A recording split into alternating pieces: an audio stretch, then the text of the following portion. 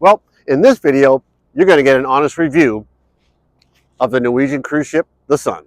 All right, so we're at the end of our cruise through the south of Japan and into China. What I did is I sort of asked a couple people to see if they want to go ahead and give an honest review of their time on the Sun. And so you are Chris, Nisha, and we're thankful that you guys are here. Appreciate that.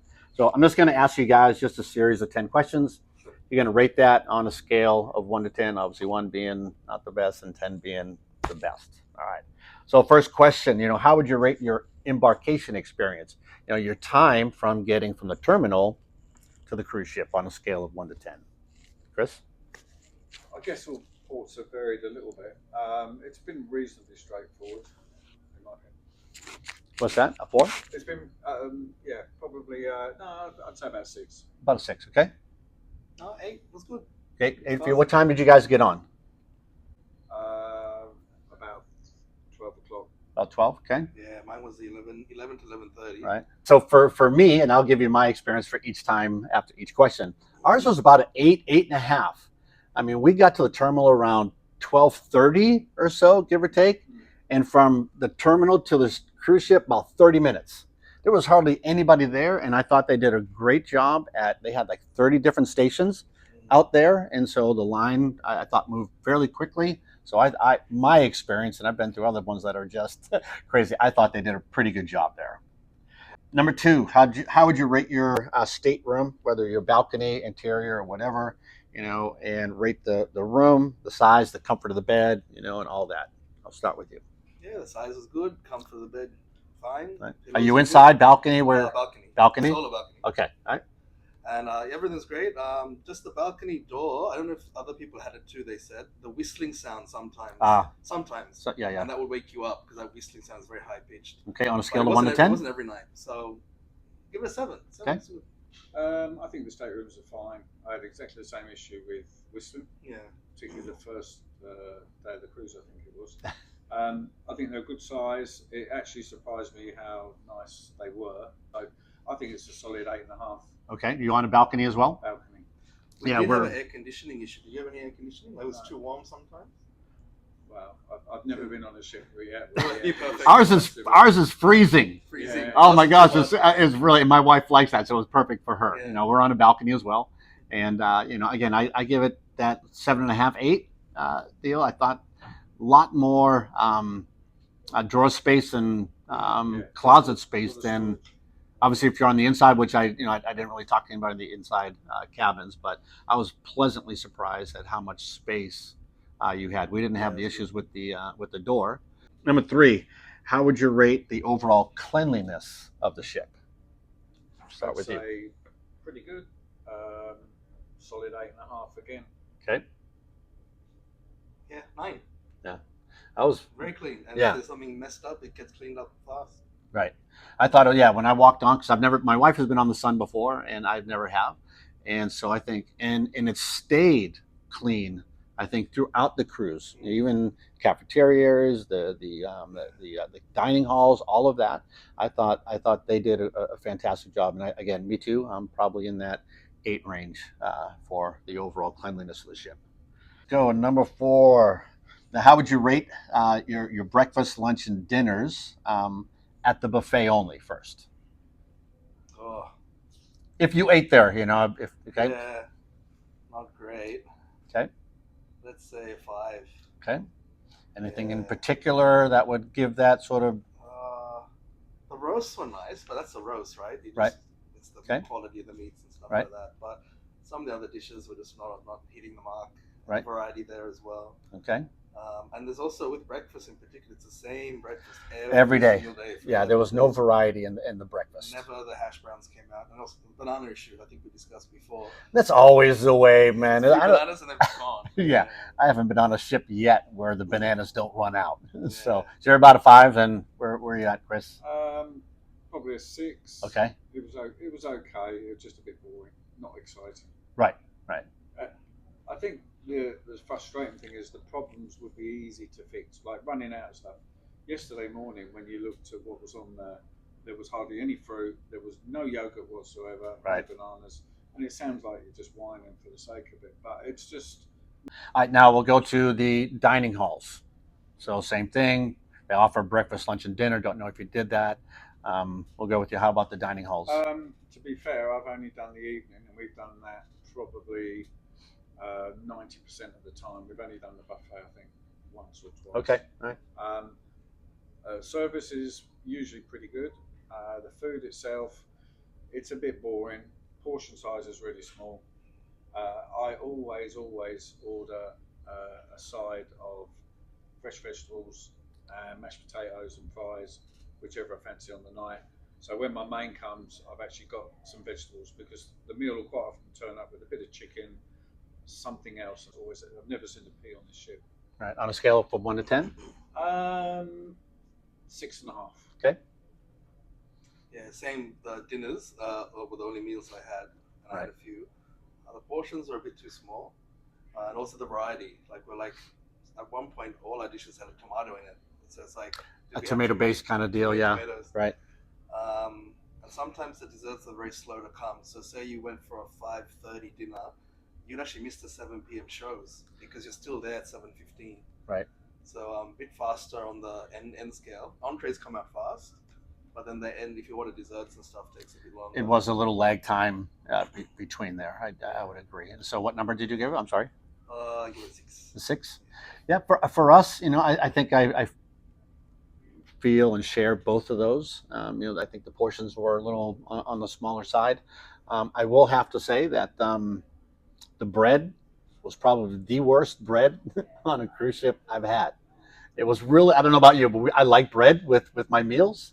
And the rolls were some of the toughest, stalest rolls I've had, just in the dining hall there. So that was tough. So I'm in that 5.5 range because we did the same. The only dinners really. Yeah, I thought the dinners were. Actually, if I could just jump in again. All right. What about specialty dinners? Did you do any of those? Yeah. Okay, so you don't have to do each one, but if you did 3 or 4 of them, sort of give your overall view or rating of it. I found they vary greatly in value and quality. Okay. French one I thought was way overpriced. The portion size was ridiculous, and because we've done a few cruises with Norwegian, we actually get a couple of complimentary ones each cruise. So I would not pay $60 US plus tax for any of these meals. I just don't think they're worth it. Okay. French one I would give about a 4 out of 10, and that's probably being generous. The Moderna was, interestingly, we did that twice. On the first cruise, it was a 9.5 to 10 out of 10. It was absolutely top draw. Wow. On the second time we did it, things were running out, things were cut back. It was just like, again, the different cruise, they've suddenly decided to try and save some money. So Moderna, I still would have given it about an 8 the second time, but it was just disappointing. And we did the teppanyaki last night. The main food was really good. The entrees were terrible. I had a guy hovering over me the whole time, and I actually had to tell him to leave that place alone because they just couldn't get us out of that restaurant quick enough. So, very disappointing. The food was really good as far as the mains, the meat, the fish, whatever you had. Seafood was great. I would have given it a 9 for the food, and I'd have given it about a 6 for the service, which is disappointing. Okay. Nish? I had teppanyaki and Cagney's. Teppanyaki, didn't like the food that much.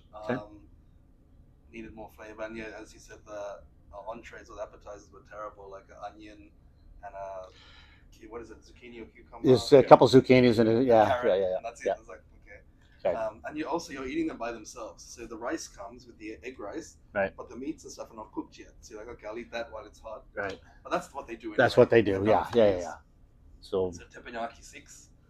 Okay. The staff are cool. They're always trying to crack jokes and be entertaining. I like the anaconda egg. That was right.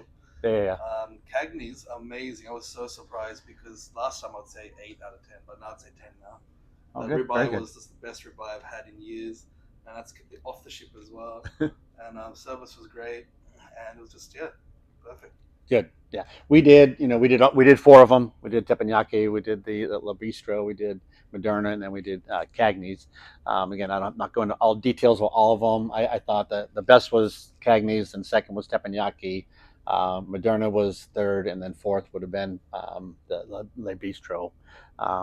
The best thing I thought about all of them was in Moderna, though the mains weren't great, were okay. I'll say the salad bar was the best. That was, I'll tell you what, that was worth the price of the deal. I thought that salad bar was incredible. So if I was rounded all up with trying to put them all together, I'd probably be that 7.5, 7 range, because I think Le Bistro would have brought it down just a little bit. So, all right, next one.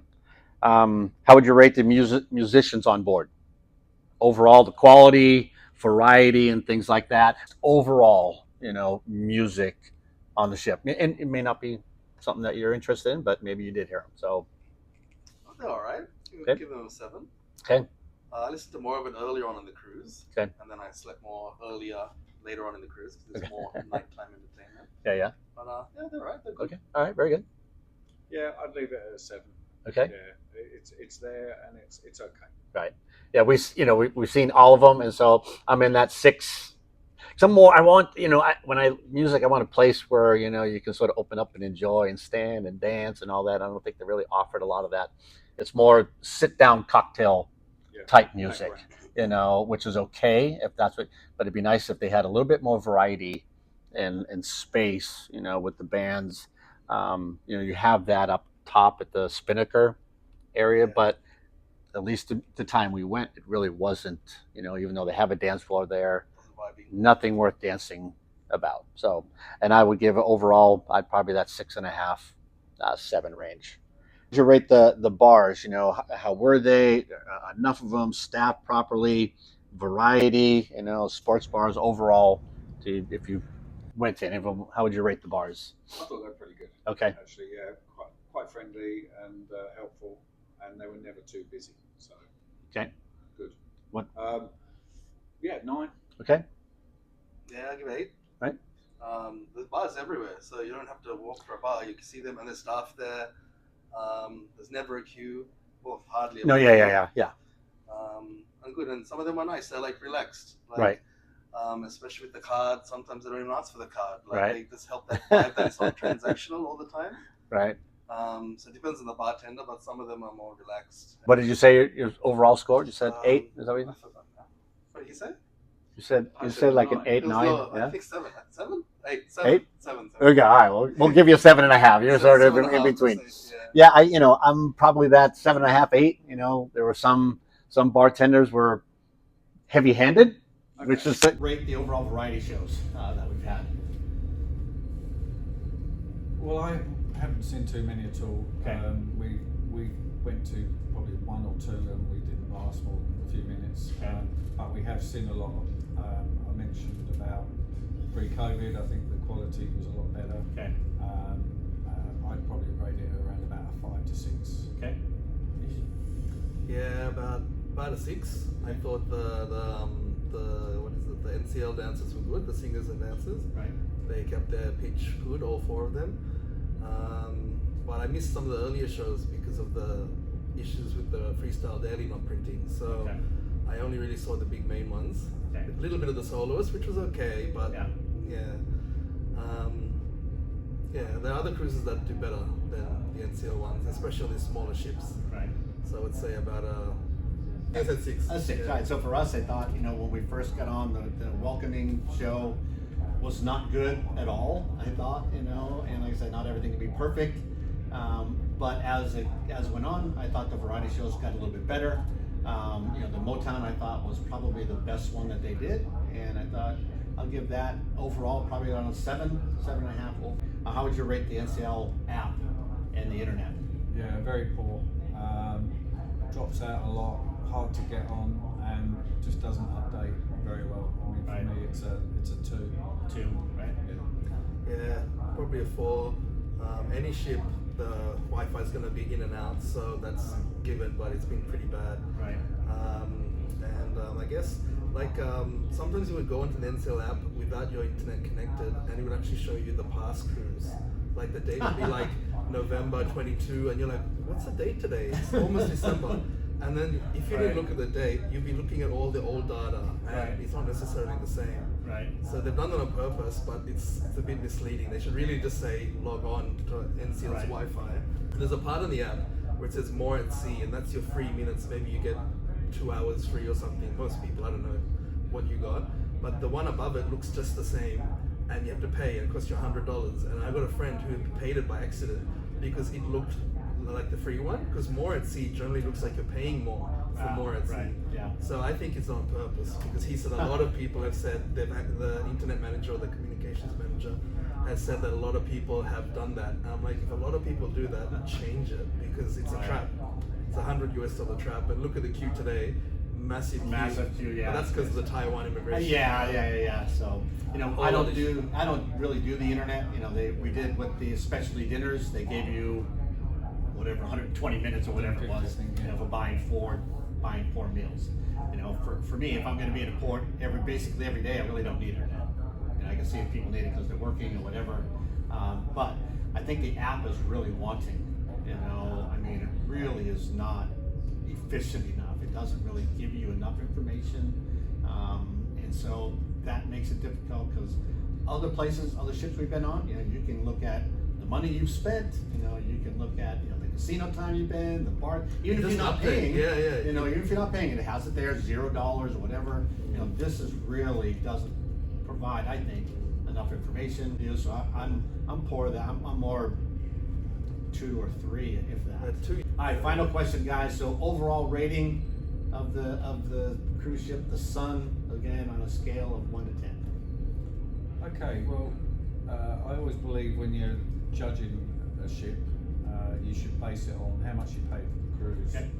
and you know what the services are and what Sure. your expectations were. I think the ports of call on this has been really, really good. I think the ship is actually better than I thought it would be. Okay.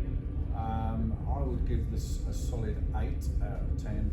Okay. And, yeah, overall I think it reflected good value. I know we've done a lot of moaning and complaining, but part of that is just so, in my opinion, is just so that if NCL ever look at this, they go, Yeah. well, we know we're doing that and we're not going to change it, or actually we know we see we're doing that, we hear what you say, and maybe they'll change it. Right. Never I know. won't hold my breath, but that's the Okay. thought. So 8 out of 10. 8 out of 10. I'll give it a 6. Okay. But I do agree with what Chris said. I do feel like they're intentionally not making the buffet food, for example, as good as it could be. Little effort, Sure. could be better. The internet could be better, or the communication around it. Like, what if they told us how many users were online at the moment, and then you could be like, okay, I'll come on a bit later. But Right. you know, 6:30 this morning was great. Yeah. No one was on. Everyone was. No problems then. Yeah. So it's nice to know a bit more information. I think on certain things would be good. But I give it a 6 because I've been on better NCL ones. Sure. And even then, they weren't that great either. But like you said, the price you pay is heavily discounted. So hopefully, no one paid full price, because that would be terrible for them. Right. But a lot of us got discounted fares, and because of that, you're like, okay, we're getting a discounted service as well. Right. So that does happen sometimes on these ships. But yeah, it's my 4th NCL cruise, and probably not the last, even though every time I say it's the last. I would prefer Princess, give them a shout out. But there you yeah, go. I can't afford them. So No, right. NCL it is. So yeah, Right. 6 out of 10. Okay, good. For me, I think I'm in that 6.5, 7, you know, range. There was, you know, some ups and downs. Like I said, not everything's a 1, not everything's a 10. I think everything has room for improvement, you know, no matter what you're doing. But I would have expected just a little bit more, you know, out of this cruise that we got. Ports of call were amazing. Loved them. Had a blast on them. But I think the overall ship experience for myself was into that 6 to 7 range, you know. Like you're saying, you got a discounted price, worth the price. If you're paying full price, probably not the best deal for you. And that's all. Again, I want to thank you guys so much for helping me with this. Hoping the video lasted this time and all of that. So thank you guys. You know, hopefully you can subscribe to our channel. And as always, you know, keep dreaming, travel safe, and experience as much as the world as you possibly can.